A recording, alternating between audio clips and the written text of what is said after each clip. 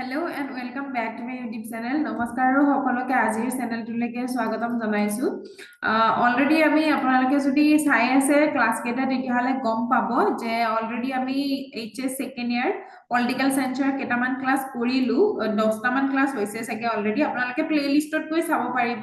HS second ইয়াৰ political science বুলি এটা playlist আছে এইটো চেনেলতে গতিকে যেটো সিলেবাস হয় এইচএস সেকেন্ড ইয়াৰ পলিটিক্যাল সায়েন্সৰ অসমত যেটো সিলেবাস ফলো কৰা হয় এইচএসসি এনসিইআৰটি সিবিএসই অনুসৰি এই সিলেবাস অনুসৰি গুটেখিনি ক্লাছ কৰি থকা হৈছে সিলেবাস অনুসৰি কোৰ্সটো আগবঢ়াই থকা হৈছে ইতিমধ্যে দুটা চেপ্টাৰ শেষ হৈছে কোৱেশ্চন আনসাৰ মই দি দিছো ক্লাছ বিলাক কেনেকৈ হিচাপত কৰা হ'ব ইয়াতে আপোনালোকে চাৰ্টত চালে দেখিব আৰু অসমীয়া আৰু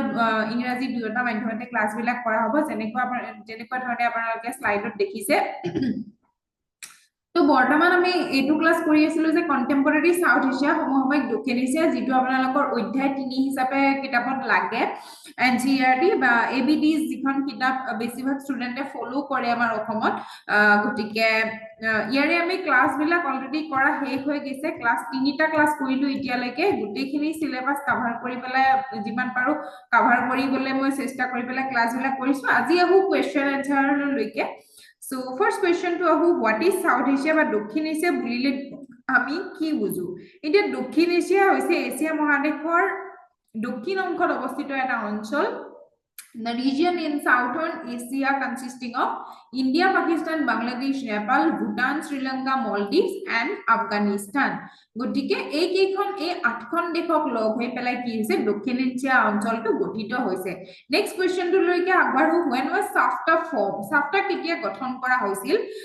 সাউথ এছিয়ান SAFTA ফুল ফৰ্মটো হৈছে south Asian free trade agreement যেটো SAARC গঠন কৰা হৈছিল 1985 চনত আমি নেক্সট কোৱেশ্চনত পাম চাগে নেক্সট কেইটামান কোৱেশ্চন আছে তাৰ ওপৰত গটিকে যেটো SAARC গঠন কৰা হৈছিল 1985 চনত SAARC SAARC South Asian association of regional cooperation যেটো গঠন কৰা হৈছিল SAARC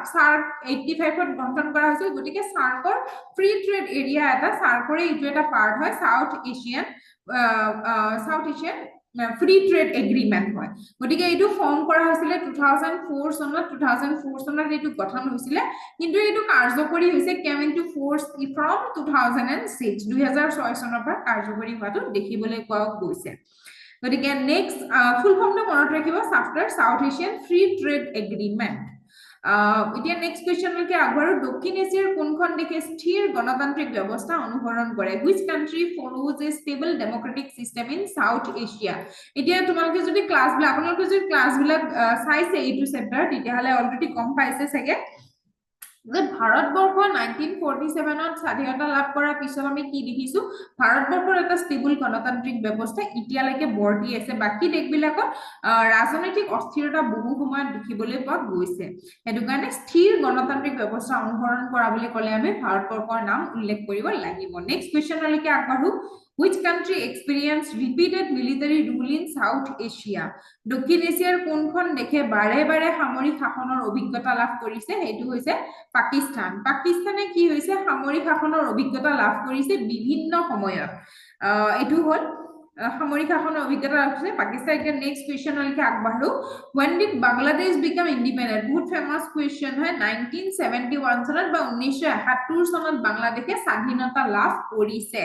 which country changed from a monarchy to a democracy in 2008 কোনখন দেশে এই সাউথ এছিয়াৰ কথা আলোচনা কৰি আছো দেই আমি এতিয়া কোনখন দেশে বুলি কতে এনেকুৱা নহয় যে পৃথিৱীৰ কোনখন দেশে তেনেকুৱা নহয় এতিয়া যেহেতু চেপ্টাৰটো হৈছে সমসাময়িক দক্ষিণ এছিয়া বা কন্টেম্পৰাৰী সাউথ এছিয়া গতিকে কন্টেম্পৰাৰী সাউথ এছিয়াৰ ওপৰত নিৰ্ভৰ কৰি আমি কোৱেশ্চন কিটাও বনাইছো ওপৰৰ ক্লাছটোৰ চেপ্টাৰটোৰ নাম দি থোৱা হৈছে কোনোবাই যদি এতিয়ালৈকে মন কৰা নাই So, কোনখন দেশে 2008 চনত which country changed from a monarchy to a democracy in 2008 উত্তৰটো হ'ব Nepal the answer will be Nepal next question what was the main cause of ethnic conflict in Sri Lanka already I have told in the class that the ethnic conflict is the major issue of Sri Lanka so the reason behind the political instability of Sri Lanka that is the ethnic conflict so conflict between Sinhalese and Tamil communities is the main cause of ethnic conflict between in Sri Lanka, within Sri Lanka, and ইয়াৰে যিটো গৃহযুদ্ধ শ্ৰীলংকাত কত বছৰে গৃহযুদ্ধ হৈ আছিল next পেজটো আছে when did Sri Lankan civil war end গতিকে শ্ৰীলংকাৰ গৃহযুদ্ধ কেতিয়া হৈ গৈছিল গতিকে 2009 চনত হৈ গৈছিল আৰু তেতিয়ালৈকে কি আছিল শ্ৰীলংকাত গৃহযুদ্ধ হৈ আছিল গতিকে গৃহযুদ্ধৰো আনটো কাৰণ হৈছে গৃহযুদ্ধ মানে কি হৈছে শ্ৰীলংকাৰ দেশখনৰ ভিতৰুৱা যুদ্ধ দেশখনৰ ভিতৰতে যুদ্ধ চলি আছে এইটোৰো মূল কাৰণ হৈছে এইটোৱে যে সিংহলী আৰু তামিল সম্প্ৰদায়ৰ মাজৰ সংঘাত নেক্সট কোৱেশ্চনলৈকে আগবাঢ়ো এতিয়া What is the main issue between India and Pakistan? এইটোটো এটা জ্বলন্ত এটা কাৰণ হয় হয় নহয় এতিয়া যোৱা বছৰো আমি মানে 2025টো আমি দেখিছো কাশ্মীৰ সমস্যাটোক লৈ পেলাই ভাৰত আৰু পাকিস্তানে India and Pakistan have fought from the time of since the time of independence till now. Next question like Akbaru name the regional organization for cooperation in South Asia. Already we have discussed about this SAARC. South Asian Association of Regional Cooperation. Full form to is South Asian Association of Regional Cooperation. Dokhin Asia Sahojogir Songstha. মানে নহয় এইটো form হৈছিল কিমান চনত সকলোৰে মনত আছে সেকে অলৰেডি ক্লাছত আলোচনা কৰি থকা আছে 1985 চনত ফৰ্ম হৈছিল কোড ফৰ্ম কৰা হৈছিল আৰম্ভণি কোড কৰা হৈছিল ঢাকাত বাংলাদেশৰ ঢাকাত কৰা হৈছিল সাৰ্কৰ আৰম্ভণি কিন্তু ইয়াৰে মুখ্য কাৰ্যালয় বা হেডকোয়াৰ্টাৰ বৰ্তমান হৈছে নেপালৰ কাঠমাণ্ডুত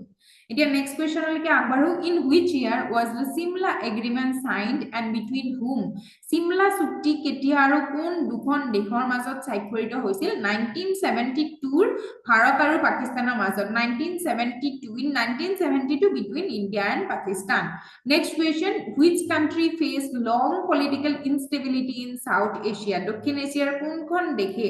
দীঘলীয়া ৰাজনৈতিক অস্থিৰতাৰ সন্মুখীন হৈছে আফগানিস্তান এতিয়া আহো next কোৱেশ্চনলৈকে which country experienced military rule after independence but returned to democracy কোনখন দেশে স্বাধীনতাৰ পিছত সামৰিক শাসনৰ অভিজ্ঞতা লাভ কৰি পুনৰ গণতন্ত্ৰলৈ ঘূৰি আহিছে বাংলাদেশ হ'ব বাংলাদেশ the region behind বাংলাদেশতো বৰ্তমান সময়ত যদি আমি চাও বহুখিনি ৰাজনৈতিক অস্থিৰতা দেখা দিছে তোমালোকে যদি নিউজ বিলাক ফলো কৰি আছে গম পাইছে চাগে অলৰেডি সো নেক্সট কোৱেশ্চনলৈকে আগবাঢ়ো which monarchy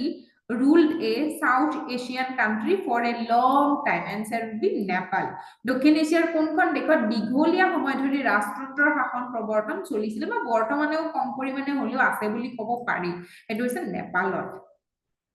Next question which two South Asian countries possess nuclear weapon okay nuclear weapon আৰু সনটো বহুত ইম্পৰ্টেন্ট হয় ভাৰত আৰু পাকিস্তানে কেতিয়া প্ৰথমবাৰৰ বাবে পৰমাণু অস্ত্ৰৰ অধিকাৰী হৈছিল কেতিয়া পৰমাণু অস্ত্ৰ সফলতাৰে কৰিছিল তেওঁলোকে 1974 চনত okay সনটো হৈছে 1974 চনত Next question like Akbaru the Tashkent agreement was signed between which two countries 1966 between India and Pakistan Tashkent চুক্তি কেতিয়া আৰু কোন দুয়োখন দেশৰ মাজত স্বাক্ষৰিত হৈছিল 1964 চনত ভাৰত আৰু পাকিস্তানৰ মাজত Next question like Akbaru when did Sri Lanka gain independence Sri Lanka কেতিয়া স্বাধীনতা লাভ কৰিছিল উত্তৰটো হৈছে 1948 চনত When was Agra summit held Agra সন্মিলন কেতিয়া অনুষ্ঠিত হৈছিল 2001 চনত এতিয়া আগ্ৰা সন্মিলন কোন দুখন দেশৰ মাজত হৈছিল হেতু এটা প্ৰশ্ন উত্তৰটো হ'ব ভাৰত আৰু পাকিস্তানৰ মাজত গতিকে আমি প্ৰশ্নটো কি পালো যে আগ্ৰা সন্মিলন when was Agra summit held Agra সন্মিলন কেতিয়া অনুষ্ঠিত হৈছিল আৰু কাৰ মাজত হৈছিল 2001 চনত ভাৰত আৰু পাকিস্তানৰ মাজত Next question which two South Asian countries possess nuclear weapons এইটো question repeat হৈছে সগে ভাৰত আৰু পাকিস্তান মই সমটো কৈ দিলো ফাৰ্স্ট বাৰ নিউক্লিয়াৰ যিটো পাৱাৰ তেওঁলোকে প্ৰতিফলন কৰিছিল 1974 চনত নেক্সট কৰিছিল 1998 চনত গতিকে ফাৰ্স্ট হ'ব 1974 যিটো কোড নেম দিছিলে স্মাইলিং বুদ্ধা বুলি ঠিক আছে আৰু নেক্সটটো হৈছে 1998 চনত এটো কি আছিল কোনোবাই ক'ব পাৰিব নেকি যদি পাৰে আপোনালোকে কমেন্টত লিখি দিব যিয়ে পঢ়িছে এটো 1998 চনত যেতিয়া আৰু এবাৰ পৰমাণু শক্তিৰ অধিকাৰী হোৱা বুলি দুয়োখন দেশে কৰিছিলে নিজকে মানে নহয় হেইটো কোড নেম কি দিছিলে প্ৰথমটো মই কৈ দিলো স্মাইলিং বুদ্ধা নেক্সটটো কি আছিল So next question হলকে আগবাঢ়িছো name one challenge faced by South Asia দক্ষিণ এছিয়াৰ সন্মুখীন হোৱা এটা জ্বলন্ত সমস্যাৰ উদাহৰণ দিয়া ৰাজনৈতিক অস্থিৰতা হ'ব জাতিগত সংঘাতো হ'ব সীমান্ত বিবাদো হ'ব political instability and we can say ethnic conflict or border dispute is these are the major issues in the South Asian countries. Next question. Which policy promotes India's relations with neighbors? Neighborhood first policy started by Narendra Modi in 2014. ভাৰতৰ পাৰ্শ্বৱৰ্তী দেশসমূহৰ সৈতে সম্পৰ্ক উন্নত কৰিবলৈ কোনটো নীতি লোৱা হৈছে 2014 neighborhood first policy. Next question. দক্ষিণ এছিয়াৰ কোনখন দেশে বৰ্তমান জাতিগত সমন্বয় সমস্যাত ভুগি আছে এইটো কোৱেশ্চন অলৰেডি বেলেগকে অকমান আগতে পঢ়িলো আমি শ্রীলঙ্কা হয় না নহয় শ্রীলঙ্কায় ভুগি আছে জাতিগত সমন্বয় সমস্যা so next question what type of political system does Nepal follow today federal democratic republic or we can say constitutional monarchy okay constitutional monarchy বুলিও কব পাৰি নেপালৰ যেটো পলিটিক্যাল সিস্টেম বৰ্তমান সময়ত নেপালে ফলো কৰি আছে ফেডাৰেল গণতান্ত্ৰিক গণৰাজ্য বুলি কব পাৰি বা সাংবিধানিক ৰাষ্ট্ৰযন্ত্ৰ বুলিও কব পাৰি নেপালৰ বৰ্তমান সময়ৰ ৰাজনৈতিক ব্যৱস্থাটো নেক্সট কোৱেশ্চন আৰকে আহো which two countries signed the Farakka treaty signed between India and Bangladesh so Farakka চুক্তি কোন দুখন দেশৰ মাজত স্বাক্ষৰিত হৈছিল ভাৰতবৰ্ষ আৰু বাংলাদেশৰ মাজত So এইখিনি আছিল আজিৰ কোৱেশ্চন গটিকে এইখিনি লৈকে ৰাখিলো নেক্সট ক্লাছত আমি যদি কাৰোবাক আৰু এইটো চেপ্টাৰৰ কোৱেশ্চন লাগে তেতিয়াহলে মোক ক'ব পাৰিব আৰু নহলে আমি কি কৰিম আমি নেক্সট চেপ্টাৰৰ লৈকে আগবাঢ়িম গটিকে আজিলৈ ইমানে ৰাখিছো ইমানতে শেষ কৰিছো ভিডিওটো thank you for watching bye by